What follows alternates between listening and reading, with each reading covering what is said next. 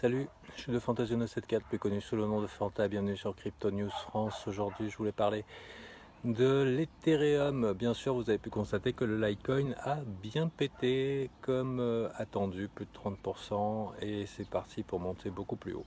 Il faut savoir que voilà, c'est nous sommes dans un genre de marché très soumis à la hype, à la peur de rater des occasions, et ce qui fait que des choses complètement folles se passent. Bien sûr, il faut être extrêmement prudent. Mais là, le Litecoin, certains y voient un futur Bitcoin, et puis ils voient aussi, voilà, donc dans le passage Segwit, la possibilité de faire des transferts instantanés, ce qui ne sera pas directement le cas. Ça le rendra possible. En tous les cas, c'est clair qu'il y a une grosse hype sur le Litecoin.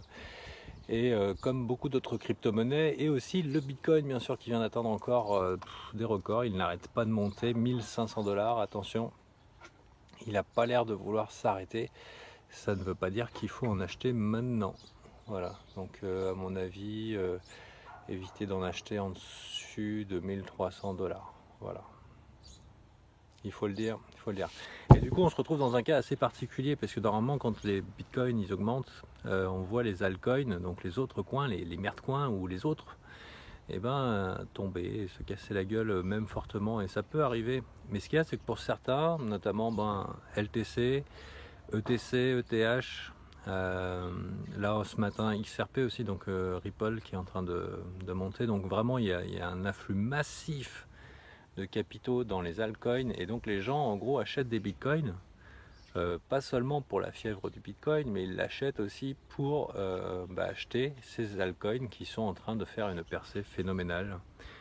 Donc depuis la première vidéo de cette chaîne, l'Ethereum a doublé, hein, et maintient largement sa position, et est parti encore pour, je pense, atteindre 100 $ facilement et de s'y stabiliser. Donc personnellement, vraiment, je maintiens le fait que si vous n'êtes pas trader, la meilleure chose que vous puissiez faire maintenant dans votre investissement, c'est de récupérer une petite partie de capital que vous pouvez perdre.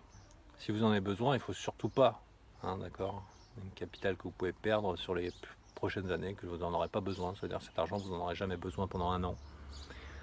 Et là ouais, donc plutôt que pourquoi pas mettre la moitié en Bitcoin, la moitié en Ethereum, ou alors tout en Ethereum, parce que voilà, dans 2-3 ans ça va prendre des proportions, et aujourd'hui c'est vrai que c'est pas le moment d'acheter de l'Ethereum à l'approche comme ça des 100 $, on est au-dessus de 80 $. Mais en même temps, l'année prochaine à 80 $, l'Ethereum, on va se dire putain, il est pas cher. Voilà.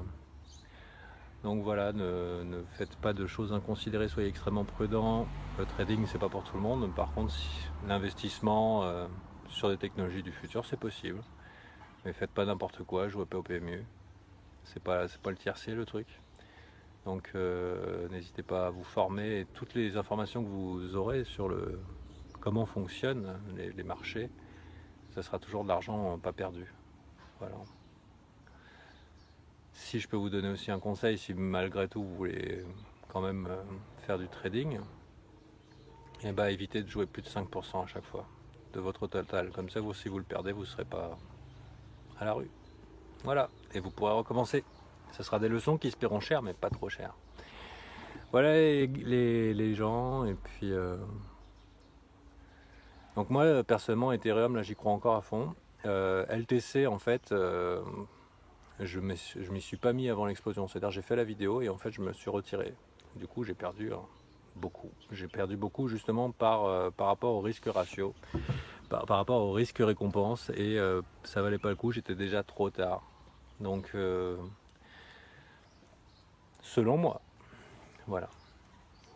Donc c'était déjà trop tard, et il vaut mieux être là un peu en avance, prendre patience, et puis prendre son train quand il le faut, quoi. Ça évite les catastrophes, les crashs.